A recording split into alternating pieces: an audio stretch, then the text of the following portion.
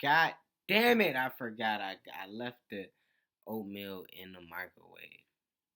Welcome back. I'm not a reactor. I just react. If you know, you know, man. But anyways, today. Now, before I get into this video, I gotta run and go get the oatmeal. I'm gonna be right back. Hold on.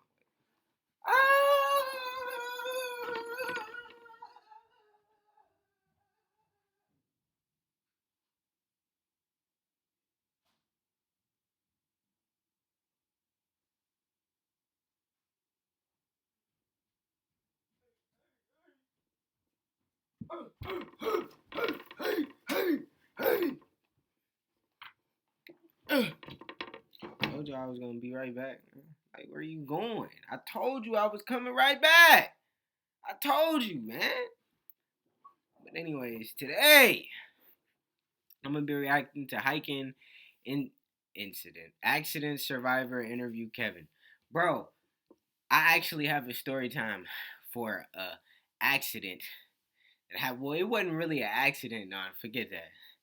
Mine wasn't an accident. I'm trying to give myself the benefit of the doubt. No, mine wasn't an accident. I was just being stupid. But I'm gonna have that story time come out after I do this video, bro. But like, share, comment, subscribe. Hate it if you hate it. Like it if you like it, man. But without further ado, let's get into it. Oh, bro, and I was like, bro, this is crazy because this whole hiking thing, right? I was like, I actually thought about it. Like one day, I was like, why don't I just go hiking one day, right? And I was like, but I might want to see this video. Because I don't know, I always thought about it. Not in a term of trying to, be somebody I'm not, right? Because no, like, don't get it wrong, bro. I hate mosquitoes, bro. But, you know what I'm saying? Like, I don't know. I just wanted to experience it. But I don't know. I got to see what he said in this video, man. I don't know if I'm going to be going hiking, man. I don't want to run into no bears and no lions and tigers and bears, man. I ain't. I don't want the smoke, bro. I don't. Y'all can have it. Y'all can have the territory. I don't want the smoke. Y'all got it. I'm out of here. Y'all got it, bro. Kevin, where are you from? Where'd you grow up? Originally I'm from LaGrangeville, New York. It's about an hour and a half, 2 hours north of New York City in the Hudson Valley. Currently I live out of my van. I'm sort of more of a nomad nowadays, and it's sort of what led me to my... If y'all don't know what nomad means, the reason I know this because it's just certain things I remembered, okay? A nomad is when you move from place to place. That's what I consider my brother is. Like, at this point in time in my life. I have the Christmas weekend with my brother. If you haven't seen it, go check it out. Come back. You'll understand a little more. But yeah, I would say my brother is a nomad because he always liked to go somewhere. Florida to watch. Like I was like, bro, I actually like Florida. I actually want to live in Florida. That's where I want to reside in. I want to reside in Florida. I like Florida. I think Florida is peaceful. I went to a beach in Florida, and I don't know, bro. Like it was peaceful, man. Like I felt that peace. Like, and I'm not saying that on like no corner. Like I really felt, I don't know. I was on the beach and it was just cool. Like we was playing. What was it? It was called. I call it tennis. Tennis pong, tennis pong, tennis pong, tennis ball pong. That's what I call it. Where you had two decent sized tennis balls, pause, and you have 10 buckets, and they got 5, you got 5, and you gotta hit 5 in theirs, or they gotta hit 5 in yours for y'all to win, whatever. I don't know. It was really fun because I was whooping everybody's ass. Man, hey,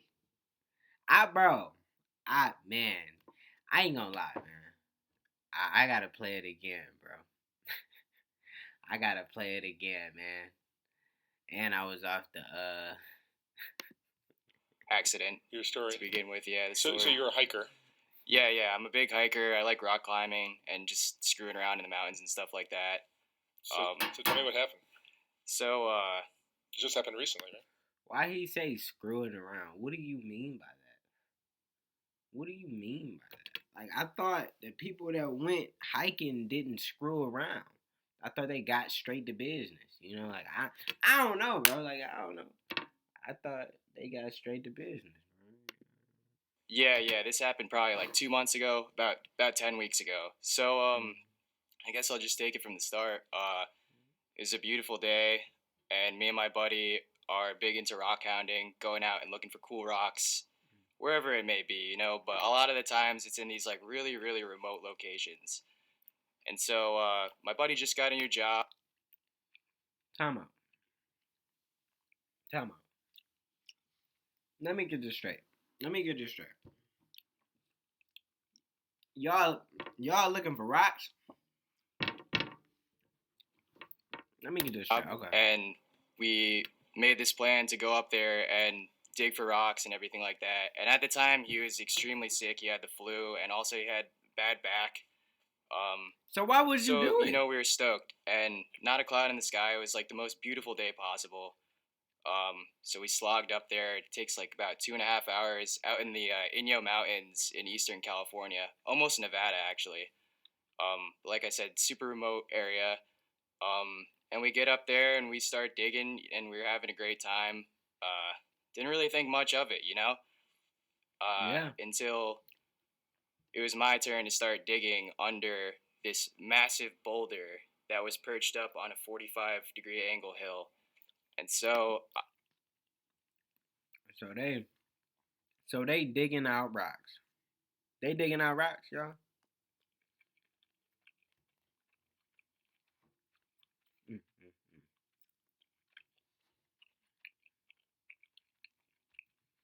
Mm, mm, mm, mm, mm, mm. I'm used to digging under rocks all the time, and them not really moving. You know, they've been there for thousands of years, but this time it was different. So basically, we were digging under this boulder with this little scraper tool and collecting some cool rocks, cool specimens. And I went to go step back for a second just to relax because it takes a lot out of you, scratching through all that rock and mud and whatnot. I bet and so I went to step back for a second, and before I even knew it, I heard my buddy yell, "Kevo, look out!" And I look up, and before I could even get out of the way, this massive 6 to 10,000 pound boulder hits my entire body and takes.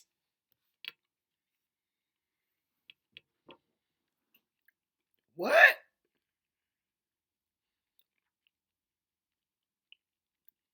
You don't even have a chance to run? Takes me off of my feet. And it actually hit me so hard that it knocked me on my back. And so at that moment, I was sitting with a giant boulder basically in my lap and teetering on my chest, threatening to come down on my head. And so, you know, at first, this all just felt like a dream to me. It didn't even feel like real life. And usually that's when you wake up from a dream. But I didn't wake up. How big was it? It's about the size of a washing machine and a half. 6 to 10,000 pounds, about. So this thing was on top of me, and I just remember once I came to the realization that this was real life, I started thinking about life immediately. I yelled to him, "You got to get this thing." Yeah, I bet you did, man. That's what happens when you know, like you're, bro. You know what's crazy and what I never spoke on? I reacted to a lot of like near death experiences off camera.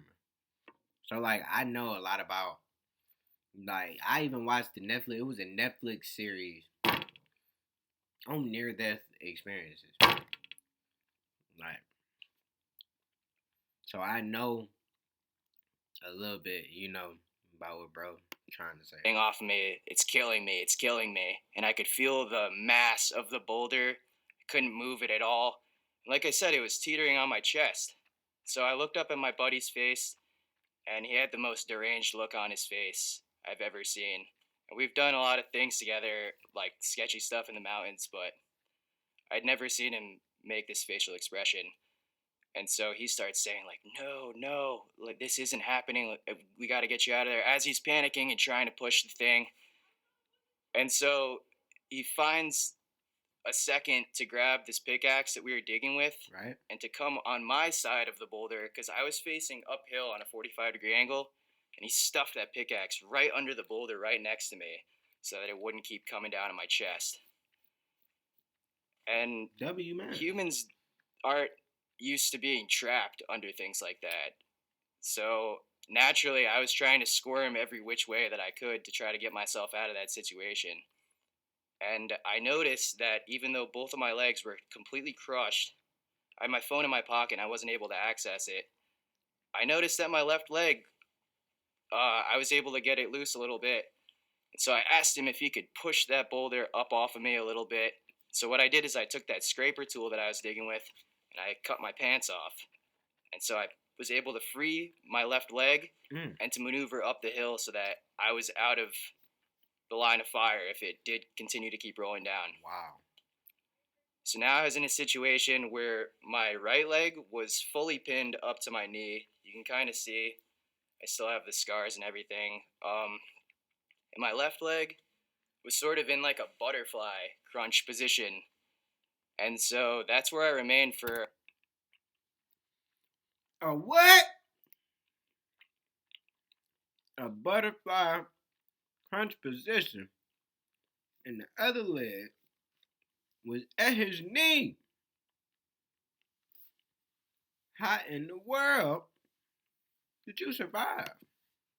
about 7, maybe even 8 hours as we waited to contact people and try to be rescued in such a remote area. Um, there was a lot that happened though when I was under the boulder. I had a lot of realizations, and one of the first realizations was, wow, this is it. I'm gonna die, and this is it. There's no more left after this.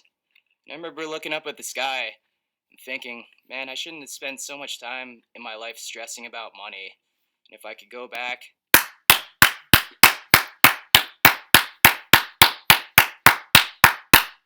I'm sorry, y'all. I had to clap it up. Yes! This is what I like to see. This is what I like to see, man.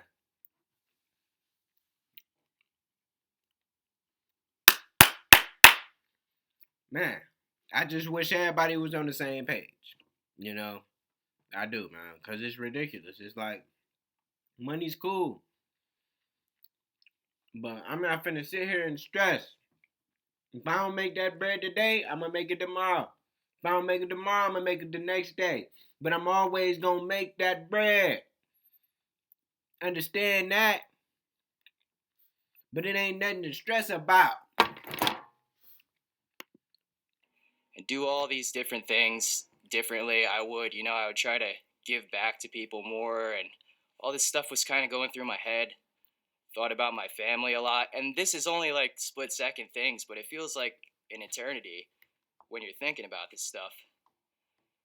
And so we got on a call with the Inyo County Search and Rescue. Well, not actually. It was the operator at the time. He was part of the Inyo County Sheriff's Department, and he was kind of guiding us through the whole thing. And I asked him multiple times. His name was Derek. I recently did a Google search for my own name, and what I found was pretty unsettling. Seeing my personal information out there for anyone to grab, it's just uncomfortable, you know? That's why I started using Aura, the sponsor of today's video. Aura not only shows me exactly which data brokers are peddling my info, but also takes action by sending out opt-out requests. I asked him, Derek, be honest with me now. Am I going to make it out of here alive, or should I call my mom now and tell her that I'm not going to make it?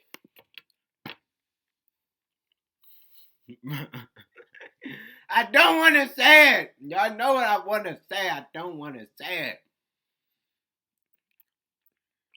But, you know, like, as soon as we knew the boulder was going to stop because of the friend coming around, it was like,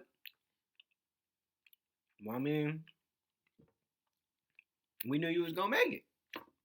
You know? Because your homie came around and helped you out. Like a homie should do. Because you know what's crazy? It's like he got a real homie, bro. He got a real homie. Whoever did that, they better still be in his life to this day. But that's a real homie right there. Because most homies or alleged homies, you get caught in a situation, I can't save you. I can't save you. And they skirt up out of there.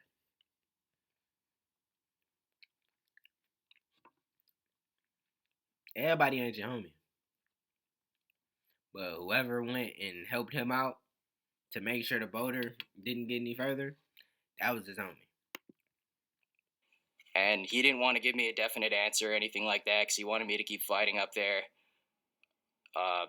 Basically, my buddy said, he's like, I'm not letting you call your mom. He's like, you're going to make it out of here alive. So I was wondering if I was going to live or die based on the fact What is this, a movie? that I looked down at my leg and there's about this big of an incision from where your femur basically connects to your pelvis. What? And when I looked down at my leg, I saw all this stuff that you're not supposed to see. What? Oh, no!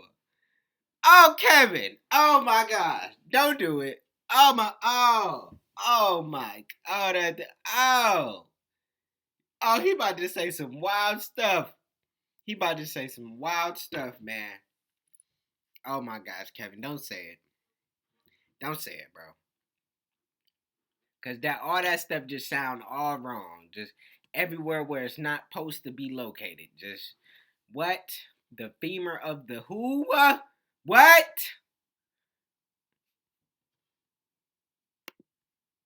Brain blocks a lot of it out. I've talked through it with my friend a couple times, and he's like, dude, I definitely saw your bone. Is that what all the wraps are on? Yeah, so this is the leg of the initial impact. And basically, it was so bad from the initial force of the boulder that they had to go in and cut a bunch of tissue out. They had to repair my severed artery, which was perhaps the greatest injury that I sustained from it. A lot of people, when you mess up your artery, especially in your leg, it only takes you 7 minutes to bleed out. And mine was crimped in such a way that it created a blood clot, but it allowed me to stay alive. And a lot of crazy stuff happened with the hospital and everything like that I went to. Basically, they told me, they're like, we caught you just in time. You're lucky to even have your leg let alone be alive. I mean, the rock very easily could have just crushed your head. Exactly. Right. And that's what was going to happen if my buddy didn't shove that pitchfork under there. Pickaxe, sorry. That's what I said. As his homie. So I guess I could just talk about the whole survival situation for the 7 hours that I was trapped. And so there we waited for about 7 hours. And like I said, we were on this really remote hill in the middle of nowhere. If my buddy wasn't with me, I wouldn't even be talking to you today. So I was trapped under there. You would have just been left there and no way to do anything. You for my body to just rot up there. Were your hands free? My hands were pushed up against the boulder, just trying to keep it from coming down to my chest. It was so much on me that I couldn't really even breathe. But when he put that pickaxe under there and he was able to push the boulder up, I was able to free that left leg and kind of maneuver around the rock so that I was now on the opposite side of the rock so that if it kept tumbling downhill, it wouldn't have fully crushed me. So when I was in that position with the leg pinned, we were trying to contact people to try to get them to come, and we were on the phone with the operator the whole time. He's basically telling me to stay calm and try not to stress out, because the more you stress out, the more you'll pump blood through your leg. What? What? Are you serious? Wow. His legs is in two different of the places of the never where they supposed to be at. The femur of the whoever of what he said. And he supposed to be calm? That's crazy, bro. It's crazy.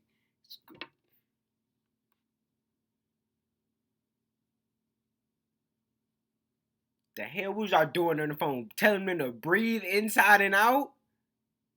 It's crazy. and it would just create even bigger of a disaster. You killed my dog.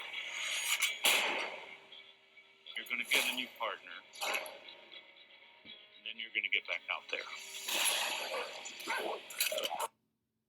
But basically, so I sat there for 7 hours. Like I said, I became delusional at some points, kind of sitting there and trying to make it through the situation. Like I said, I kept asking the guy, am I going to make it? Or is this such a crazy injury that this is just it? And I kind of felt myself falling asleep a little bit. And I had to remind myself to just stay awake and stay alive. My buddy was there to support me the whole time, too. And I was getting so delirious that at one point I asked him for his hand so I could squeeze it. And I ended up grabbing his hand and just biting it. I was in so much pain. And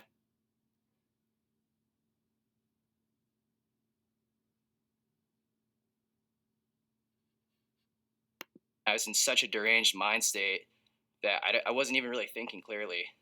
And I guess it's worth mentioning during the initial impact that we also spilled all the water that we brought up there. So we had about 0.2 liters of water for the both of us for that whole time we were up there. And so, like I said, I went through different phases of being calm and absolutely freaking out and yelling at the top of my lungs.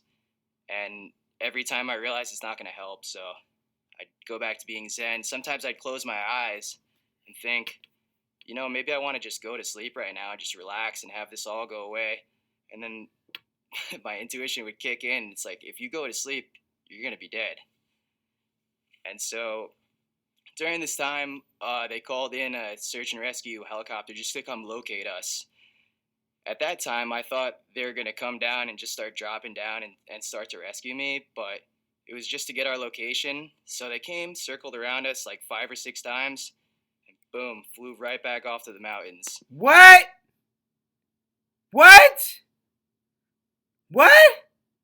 Huh? Oh, hell no. Nope. I'm suing. What? Huh? They circled her. Oh, hell no. No. Y'all supposed to go down there and save him.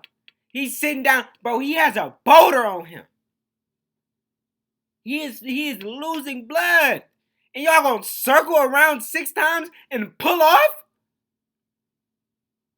Oh, hell, nope. I'm suing. Nope. What? And left us there. Oh, hell no. And so we were sitting there for a while, right? I basically saw the change of temperature, dropped like 30 or 40 degrees. And mind you, I cut my pants off. So I had no pants on this whole time, and we were just trying to stuff a bunch of everything that we had, rain jackets and stuff like that. And the whole time I was keeping pressure on that leg too, just because, I looked inside my leg and saw my artery and all this crazy stuff. Gosh! Ah! I don't want to know. And it became so cold and my legs were shaking so bad when I was trapped under the boulder that it was causing a lot of pain. So we actually made a fire right up on the hill next to the boulder. And some of the ashes started to roll under the boulder where my leg was. Bro, I was smiling because I thought he was about to say it helped. But what the... Oh, hell no. But what is this? Final Destination? What the hell? They was trying to take him out that day. The universe was... What the fuck? What? Now that's not... come on, bro. That's like 2 for 2. Now that's just crazy. Now come on, bro. Now it's a Final Destination superstition going on right now, bro. What, nigga? What? And I started freaking out, but my buddy did a good job of stoking the fire, making sure to keep me warm and everything like that. He was really doing anything that he could to help. And the operator would actually call, and he'd ask him, hey, do you mind walking away from him for a second? I need to talk to you. And he'd basically tell him, he's like, you got to calm him down. That's the only way he's going to survive and make it through this. And I didn't know at the time. Every time that he would go walk off, I'd get all this anxiety and paranoia and all this stuff. So that was the 7 hours of waiting through that. it was insane to think that I had the thought, if you can be in this sort of situation for, let's just say, 3 or 4 hours, what makes it so that you couldn't be under there for maybe 4 or 5 hours? The human mind is a strange thing, and I still haven't fully figured it out, but there's got to be some sort of Wim Hof trick or something to it where you can sort of block things out in your mind so that they don't bother you as much. That's kind of what happened to me. And so I was waiting up there for a while, and I started to think, I haven't died yet, and my leg's not bleeding out. I know that things are really screwed up, but I thought that I'd maybe have a fighting chance if I just stayed awake the whole time and just really try to hang in there. And this leg was all mashed up against the rock, like I said, in like a butterfly position. Did you break any bones? Yeah, I cracked my pelvis in 2 different spots, right here on the left and then right here on the back. But what was fortunate about the injury is when the boulder landed on me, I was in a bunch of sand. And so I think that it got rid of some of that impact. Had I been on hard rock, it would have just smashed my leg completely. Surprised I didn't break my femur, but I did mash it up into my pelvis in the socket there. What? But What are you? the main What? injury that I sustained was that severed artery in the leg, and the initial impact, they had to cut out a bunch of dead tissue in here. And so eventually we watched the sunset, all this stuff. This happened around like 3 p.m. I think the search and rescue team got there at 9 p.m., which is extremely quick. Hell no, he didn't. No, he didn't just get him the benefit of the doubt. Hell no, it ain't extremely quick. The hell wrong with y'all? That was a life on the line, man. 3 o'clock. And y'all ain't get there till 9? Oh, hell, nope. Somebody getting this haymaker, bro. No, that's not how we doing it. That's crazy, bro. It's crazy. If you're in a survival situation where you need the search and rescue team to come get you, it usually takes an average of like 8 to 12 hours. So I was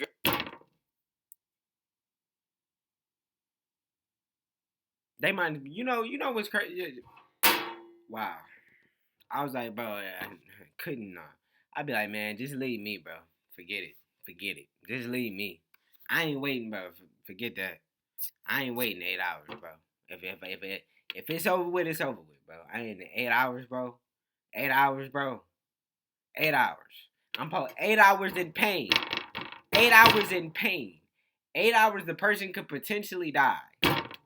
Man, somebody catching this haymaker, bro. Ain't no way. 8 hours? Are you kidding me? Are you kidding me?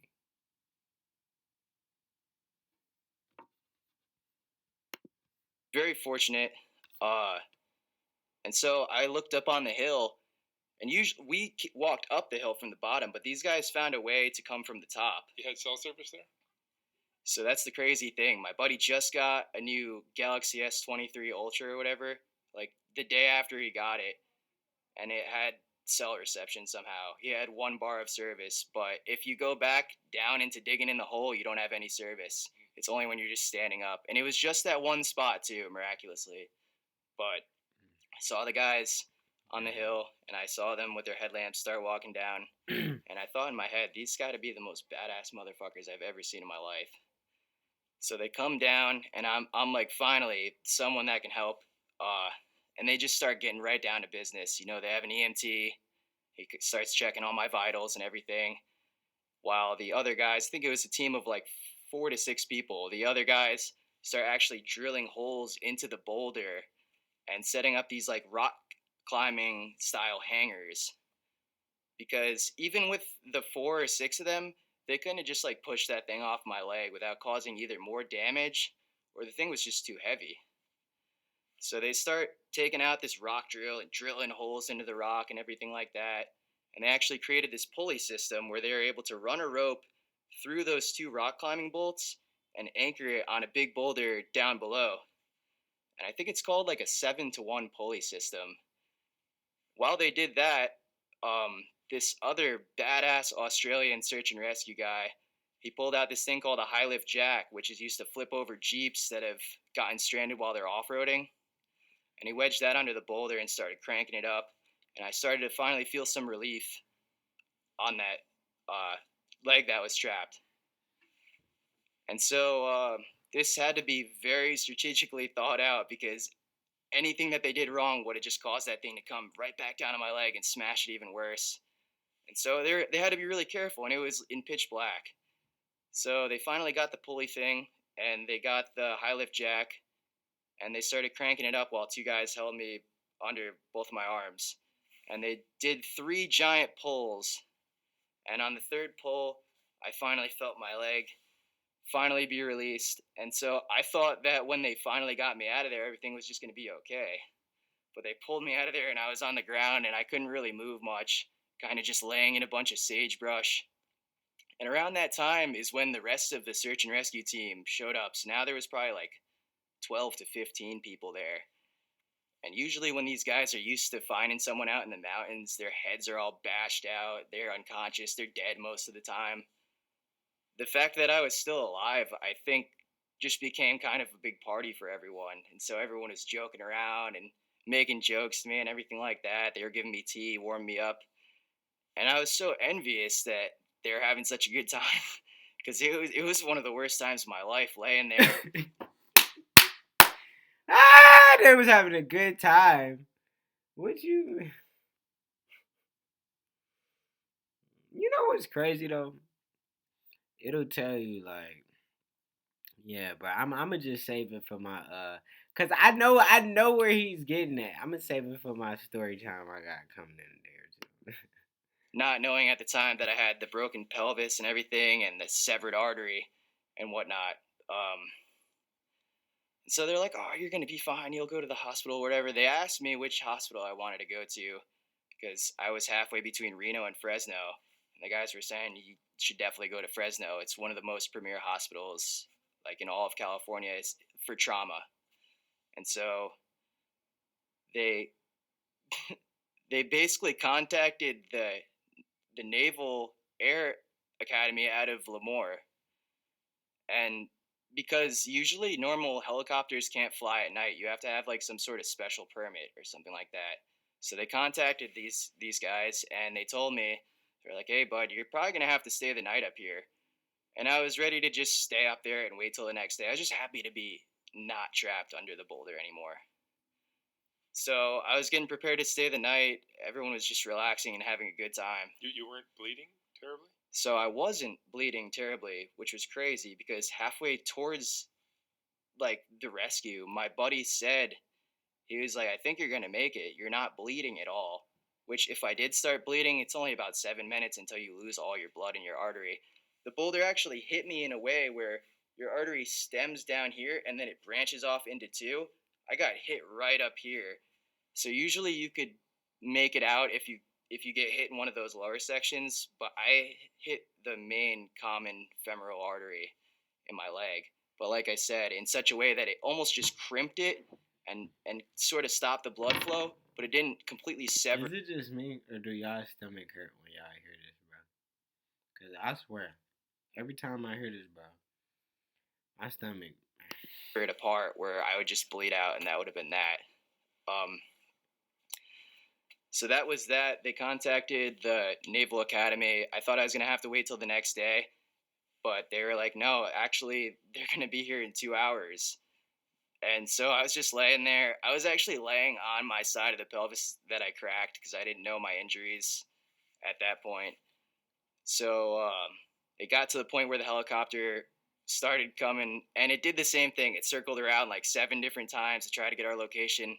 And this is in the pitch black too, so these guys were doing the best that they possibly could. A bunch of the other guys went up on the hill, and so I stayed down there with 3 or 4 of the team members. And so they slipped me a pair of sunglasses. They said, "You're going to need these." I said, "Why?" It's like, when that helicopter starts flying over us, it's going to cause a lot of roto wash, which is going to kick up all the rocks and all the dust and sediment. He's like, "You're going to be getting hit with shrapnel when they start to hover over us." It's like, all right. And the whole time they were joking around with me, like, you're gonna have a good story after this one and everything. Mm. So the helicopter's flying around, and they have to burn off a bunch of fuel also before they can just like hover right above you. So we were all down there waiting, and it finally put its spotlight on us. We were blinded. I was just laying there with the sunglasses on at night, and I could start to see some guy come down on a rope, rappelled out of the helicopter, and it was naval medic EMT, and he basically started taking my vital signs and checked in with the other EMT, and he explained to me what was gonna happen. He's like, "You're gonna come up there in the helicopter with me. I'm gonna connect you to me, and then we're gonna go straight up." And it was probably like 30 or 40 feet up in the air. I said, "Okay." At that point, they had me in this inflatable litter, which is basically like a big stretcher, and they transferred me to this really rigid, hard one. And so he's like, "All right, you ready?" And he's yelling at me the whole time too, because the helicopter's right above us the whole time. So he's just like shouting all this stuff at me. And he clips me to him, and he's like, "All right, we're going up." And so we started ascending, and I was on this thing. Let's just say this was my head. The thing started going like this. For a second, I thought I was gonna slip out of there and just fall straight on the ground again. But luckily that didn't happen. I was grabbing onto the rope for dear life. I don't know if I should say this, but I accidentally banged my head on the side of the helicopter when they were trying to shovel me in there, which I thought in my head, this will make a good story later. They What? finally got me into the helicopter. And like I said, all those guys were saying, "Oh, I think they were just messing with me." They're like, "Oh, it's going to be fun. You know, you get to fly over the Sierras and you get a free helicopter ride." But it was the opposite of fun. The thing was shit. A free? Yeah, right. Yeah, yeah, right. Bro, you want to know one thing they lie about all the time? The biggest lie is that something is free, bro. Don't ever listen to bro. Don't ever listen to nobody when they say it's free, bro. They lying. That was not a free helicopter ride. No, it wasn't. Why is he lying? Shaking my whole body around. It's not the guy's fault because he was trying to do it in the dark, but he tried to put the IV in 5 or 6 times and kept missing. So I was just laying there, just trying to stay calm to make it to the hospital.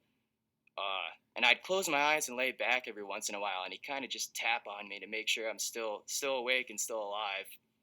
And we were communicating through the Notes app on his iPhone. He was letting me know how far we were, asking me if I was okay. And we finally got to the hospital. I remember before they put me on the bed, looking at one of the front pilots that was there. He kind of just threw up these, and I'm like, these guys are fucking crazy, man. The fact that they do this for a living is absolutely nuts. So they shoveled me onto the bed. I got into the emergency room, and people just started pulling on my arms and legs and everything. They threw me in the CAT scan and whatnot. It was brutal. I didn't know what was happening at that time, what my injuries were. I was just happy to finally be in good hands at the hospital. And so when they told me that I had the severed artery, I wasn't surprised about the cracked pelvis. I was surprised about the artery. And they said they needed to do emergency surgery on me. So I basically called my mom, who lives across the country in New York, and I told her I was like, "Hey, I have to have emergency surgery. I got crushed by a massive boulder and pinned for over 7 hours." And I told her, I was like, "You don't have to fly out. It's all good. I'll take care of it." But immediately she got a flight out to come see me. Of course. Of course she did. Awesome mom. Like, of course.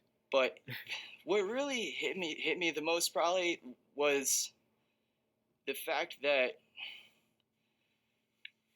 after all that, and I was in the hospital, one day this doctor came in and he asked me, he's like, "Hey, do you remember me?" And I'd seen so many doctors at that point. So I was like, "Yeah, of course I remember you." But he could tell that I didn't. So he's like, "I could tell you don't." He's like, "Hey, man, I'm the guy who saved your leg." And at that moment, I like just busted into tears. I didn't even really know how to react to it emotionally because my legs are such a big part of my life. It's pretty much everything that I do. You know, I'd go hiking every single day. I couldn't even believe that. I couldn't even believe it, honestly. And down the line, I found out people were telling me, they were like, "You came to the right place. We took care of you. This is great trauma center and everything. Had you had gone to Reno or something, maybe you wouldn't have been able to keep your leg." So not only was I lucky to have my friend up there to save my life from the initial impact of the boulder, but I'm lucky to even have my leg and be able to still walk and get back to normal life eventually. I had 10 surgeries. A lot of it was dealing with scraping that dead tissue out of my leg, and I had to get a skin graft because the wound was so bad. I still don't have feeling in this knee or my right foot, the one that was pinned. Mm. So I think I have nerve damage, but I'm waiting because nerves grow super slow. So I'm waiting to see if they'll eventually grow back. Right. And also from the pelvic injury, it had my whole leg messed up. So I don't have a feeling in a lot of my legs, to be honest. Your broken pelvis has healed? It's still recovering. It didn't need hardware or anything like that, luckily. So it just heals on its own. So yeah, it's. And you're fairly young. How old are you? I just turned 27 last week. 27. Damn. Yeah. You're young. And that's what they kept stressing as well. They were like, "You're lucky, you're young, man, because luckily you'll be able to survive and recover through all this." What kind of thoughts did you have, like during the accident, after, now? Like what kind of things have you thought about, and how has it changed the way you think? So many things, man. Honestly, like I said, that initial thing where I looked up at the sky and I realized maybe I would have spent my life differently and told those people that I actually do love and care about. Maybe I would have told them that a lot more often. And if that was going to be it, and if I was going to die up there, and boom, end of the story, book closed, no more life, I don't think that I would have been fulfilled with the things that I've done in this life. And so that was a big feeling immediately right off the bat. Being so focused about money and things like that. Exactly. It's just always tripping about money and getting myself all worried, getting my mind in all these loops, where at the end of the day, it doesn't matter. You should just be happy to be alive and to be breathing and experiencing life. At that moment, I kind of realized how precious life really was. Yeah, and that's what happens when you have a near-death experience. You realize how precious life is. You take it more serious. But some people take life serious or certain things serious in general. I mean, I always say that time is important. I always will value time over money. Time with the people that you love and care about is more important. Like, you can get that dollar, but if you ain't making time for the people you love and care about, like, it's not. I don't know, bro. But man, I'm glad you're okay, Kevin. Man, that sounds like a really rough experience, man. I still feel like the whole them taking 8 to 12 hours is not cool. I don't agree with that. I feel like that's not okay because somebody's life is on the line. Like, because people lives in the cities is everybody life in the cities are important, but everybody lives you know that decide or are the people that's in the city that want to go out and hike, their lives are important too. Like, you know, like, but yeah, but that's the end of it, man. If you stayed to the end, I appreciate you. If you didn't, maybe next time, man. Catch y'all in the next one, bro.